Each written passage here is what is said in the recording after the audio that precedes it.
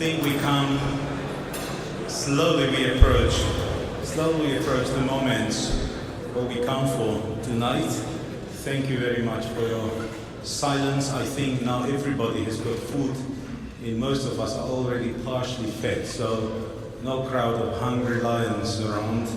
And we can keep a little quiet, so I can welcome to the floor the first introduction, which will be made by Ambassador Martin Butora, a dear friend of ours, member of honorary committee, member of our advisory board, former ambassador to the United States, former advisor to President Havel, but first of all, dear and very close friend to many of us in the room.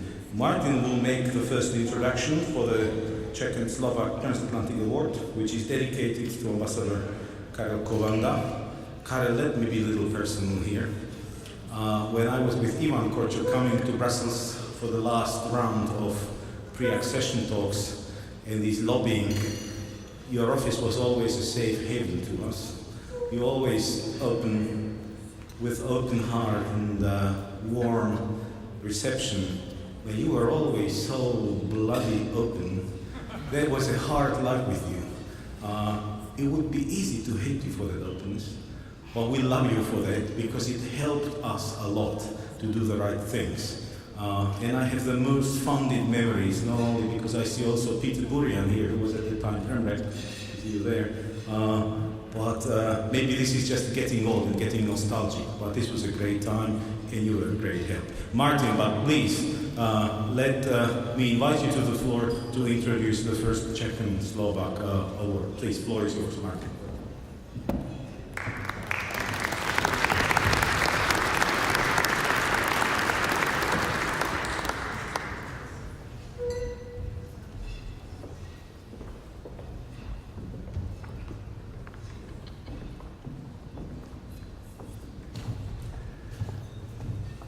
Thank you, Rastio.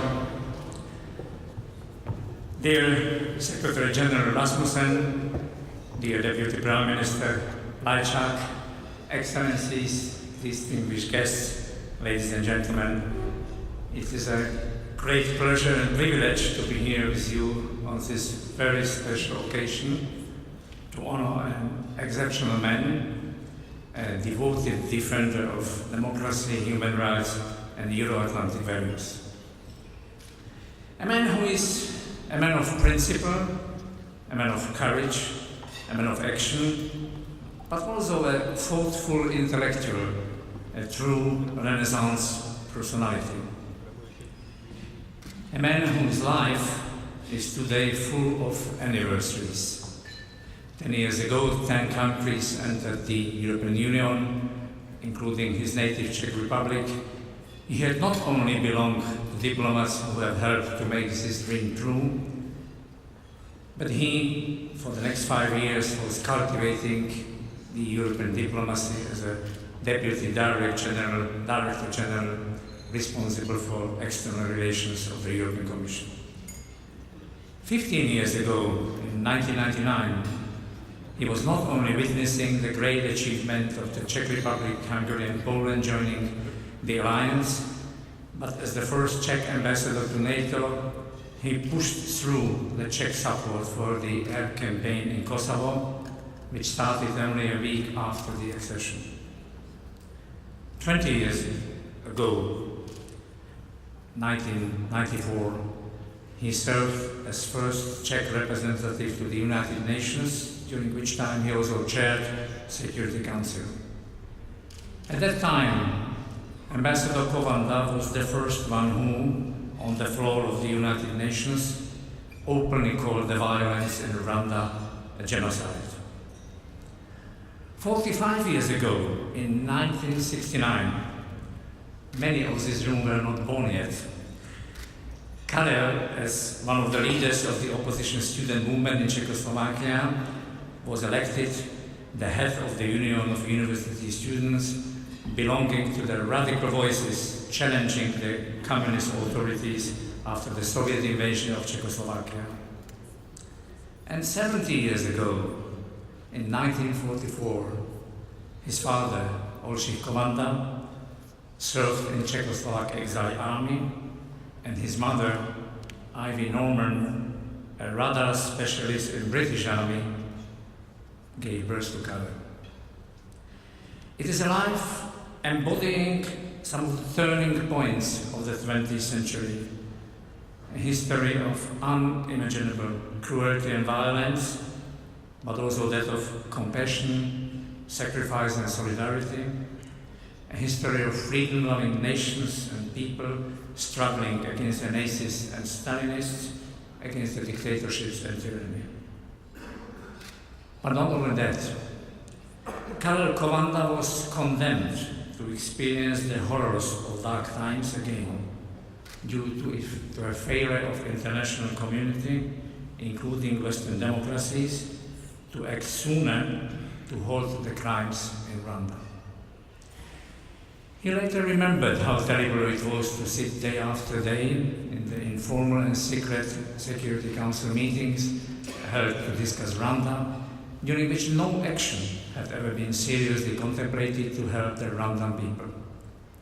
Thousands and thousands of people were being killed, said Kovanda, and yet 80% of the Security Council's time was spent discussing the possibility of a ceasefire in the renewed civil war, and the rest of the time deciding what to do about peacekeepers in the UN mission in Rwanda, UNAMIR. It was like wanting Hitler to reach a ceasefire with the Jews, he said. Literally 20 years ago, on May 16, 1994, he delivered his famous speech. Let me quote. "The crocodiles in the Kagera River and the vultures over Rwanda have seldom had it so good. They are feeding on the bodies of the thousands upon thousands of children and women, hundreds of whom were pregnant, and men who have been hacked to death during the past 6 weeks by what has turned out to be a most vicious regime. This situation is being described as a humanitarian crisis, as though it were a famine or perhaps a natural disaster. In the view of my delegation, the proper description is genocide." It was a legendary statement, using not in so much diplomatic expressions, but rather a language of truth. Well, at this ceremonial occasion, we should perhaps not to narrow the scope of activities of our laureate. Many people know him from very different perspectives. To name just a few examples of the span of his interest, the topic of his dissertation was workers' self-management in Czechoslovakia during 1968 Prague Spring. He is a very popular teacher, educator, and a speaker. And recently he started a new mission as head of Brussels office of ČEZ, the biggest energy company in the Czech Republic, and has profiled himself as an expert on energy security issues. He has always been a man with a sense of humor, a sandy-bearded bohemian lion in his early years. And in Brussels, where he lives, he is known as a pleasant old man collecting mushrooms in his neighbor's gardens.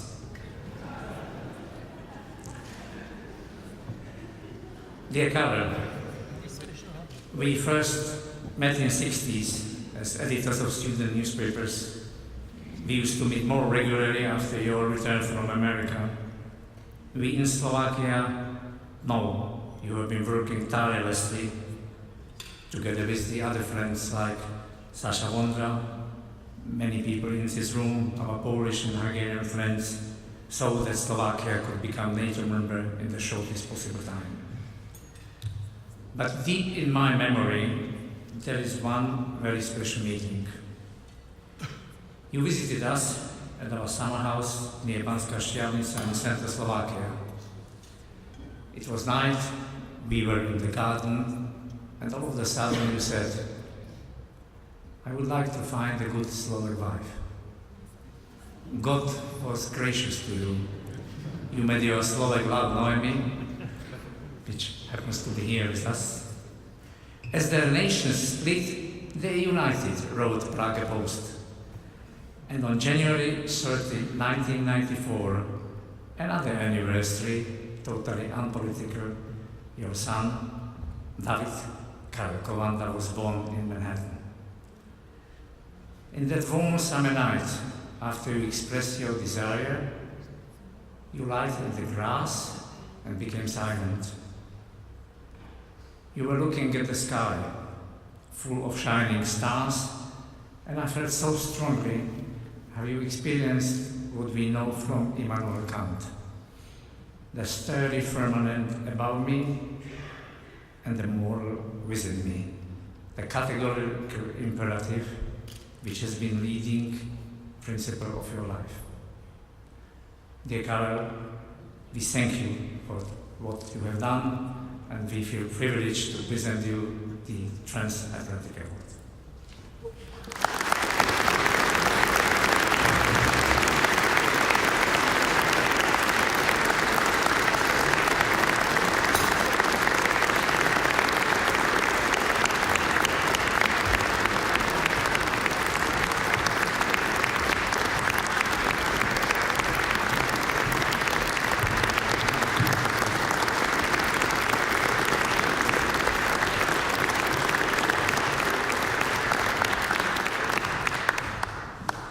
Which one?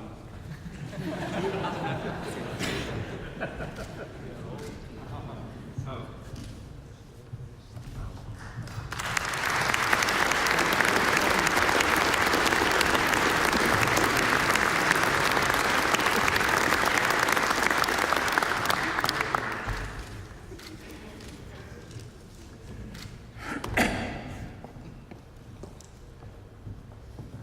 Ladies and gentlemen, the organizers gave me 5 minutes. Let me make 4 points during these 5 minutes. My first point is to express my gratitude to the organizers and to the honorary committee that they would have thought of me as being worthy of this beautiful award. For me, this is a moving occasion, which will probably not come as a surprise to many of you. One may have received a recognition here and there, but the one from the Czech and Slovak, the Czech and Slovak Transatlantic Award is truly special, and I'll get to some of the reasons why it is special as we go along. One feels that one may have made a mark during one's work, particularly in diplomacy. But frankly, when I gauge what people have managed to do who were the earlier recipients of this award, Olda Czerny, the late Olda Czerny, who was a very good friend of mine, and who was one of the humblest, most inconspicuous man, most modest man, and yet he achieved so much. Or Sasha Vondra, who's sitting right in front of me here. These were giants of people, and I really don't. It's just simply a tremendous honor to be put, undeservedly, as I would say, in the same league as they are. Martin Butora, who gave the laudatio, is a friend of 45 years plus. And I'm terribly grateful to you, Martin, for your wonderful words and for the obvious research that you put into it. So this is my first point. My second and third point have to do with the lessons that I have picked up during my diplomatic career. And there are two. One of them has to do with the noxious character of how shall I put it? Exaggerated nationalism. The 19th century nationalism which enveloped Europe and which culminated in President Wilson's self-determination points, which broke up old empires, is one of the greatest tragedies that we have. It's not only nationalism, it is tribalism, it is adherence to a particular religious faith, and so forth.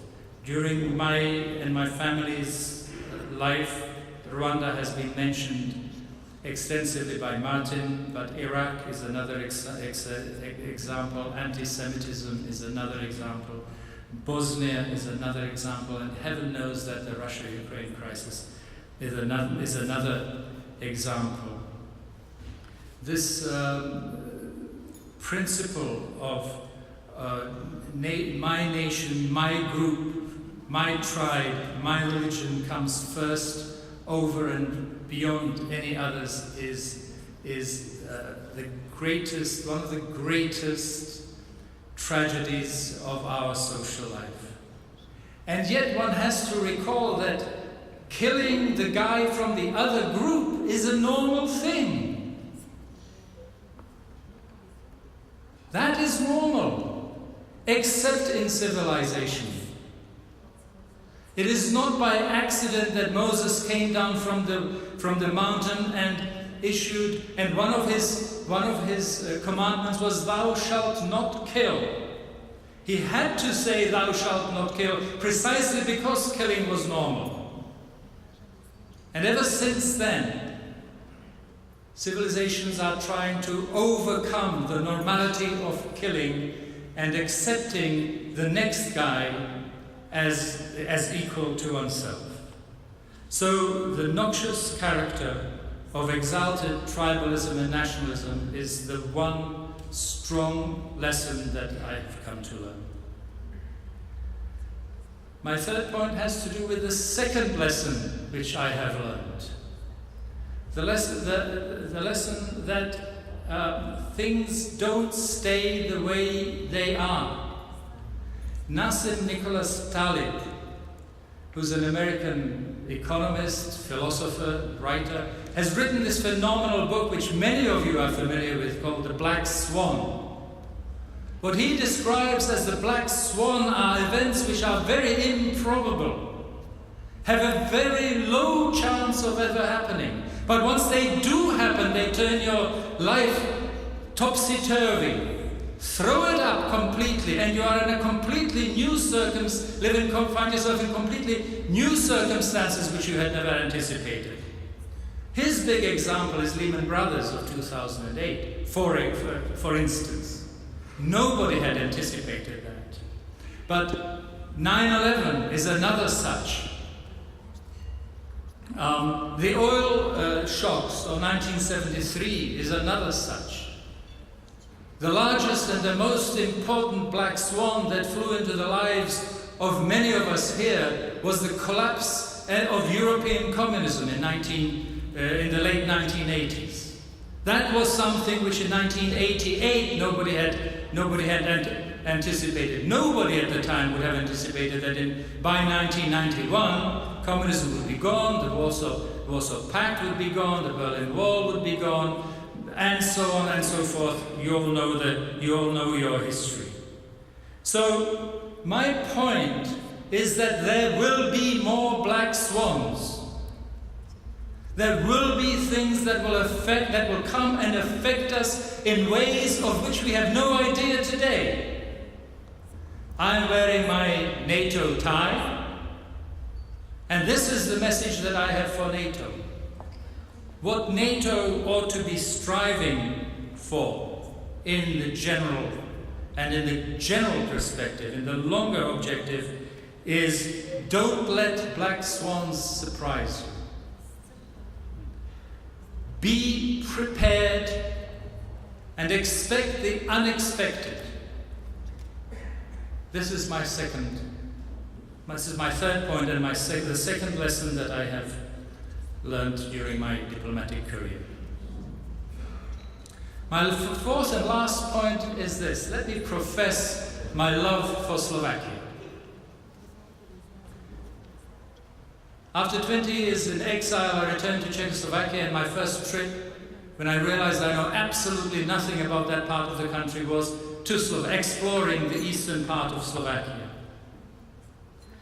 My previous speakers were very generous in reminding or in recalling that I had something to do with preparing Slovakia to join NATO, and Peter Burian will remember that I did my best to suggest what to do in order for Slovakia to join the Security Council of the UN. These are political things. But then, especially, there are the personal things. Martin was kind enough to mention Noemi. I have married the most wonderful Slovak woman more than 20 years ago. She is my partner, my friend, my teacher. Some people think that I speak good enough Slovak to pass for a Slovak. She is the one guarantor that my ties with Slovakia are there forever. Ďakujem veľmi pekne.